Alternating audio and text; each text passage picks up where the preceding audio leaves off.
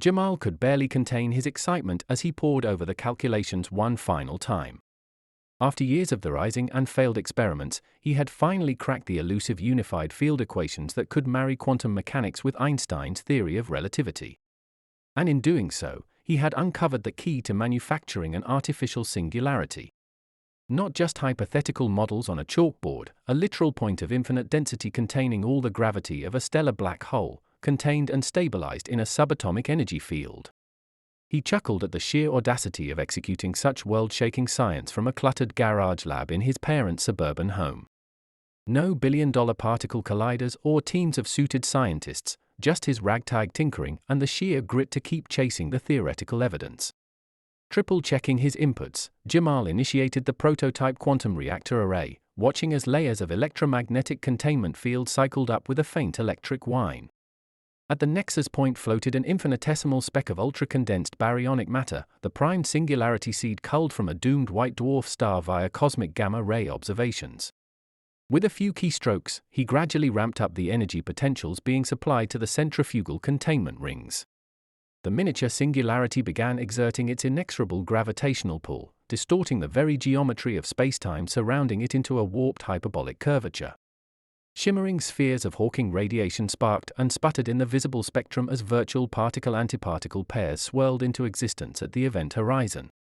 Jamal cranked the energy inputs to their maximum X-ray photonic throughput, struggling to keep the micro-singularity from destabilizing and consuming the entire laboratory. For a breathless few seconds, the artificial black hole hung suspended at the nexus in a flawless dark sphere, its gravitational infall contained by the hypercompressed energy fields bleeding Hawking radiation like solar flares. Jamal grinned madly.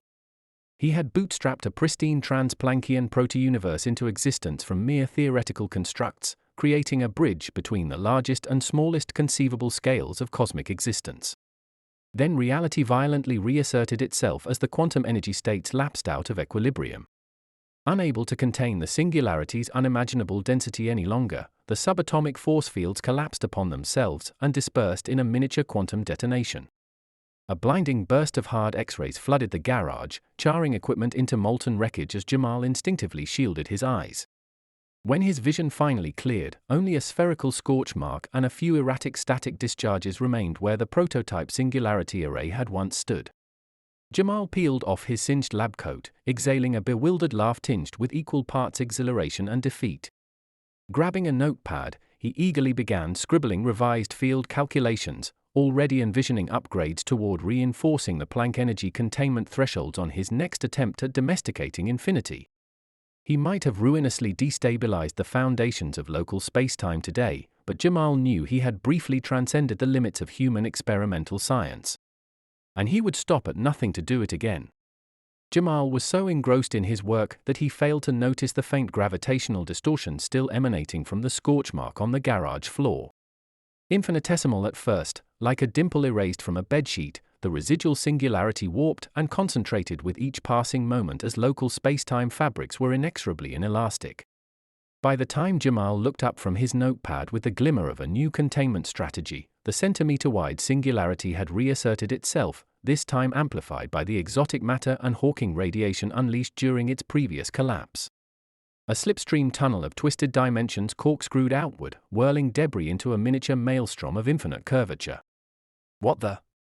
Jamal's eyes widened in shock and brilliant revelation as his gaze locked with the hypnotic spiral consuming his laboratory.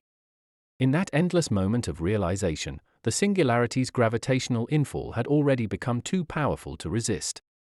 With a soundless scream of terror and ecstasy blended into one, Jamal felt the very atoms of his being shredded into their fundamental constituents, simultaneously destroyed and infinitely compressed into the trans-Planckian umbra as he crossed the intractable horizon.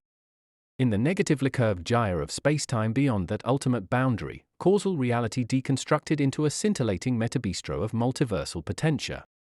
And at the innermost quantum depths of the singularity well, something awoke into semiconsciousness amid the roiling brainstorm of protogenic geometries. A fleeting, subjective impression of Jamal's sense of selfhood, resurrected into strange new contexts of being beyond all mortal description or dimension. He had indeed transcended the limits of human experimental science utterly and become paradoxically endemic to realms of existence he could scarcely glimpse, let alone comprehend, mere moments before.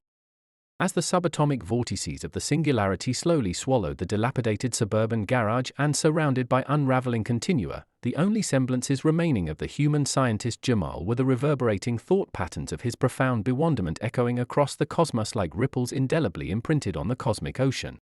Perhaps one day those informational wavefronts might be acknowledged as the faint sentient origins of something unfathomably vast and incomprehensible birthing from the rift, a new geometry of reality gestating in the cosmic womb to one day rebirth a resplendent cosmos anew.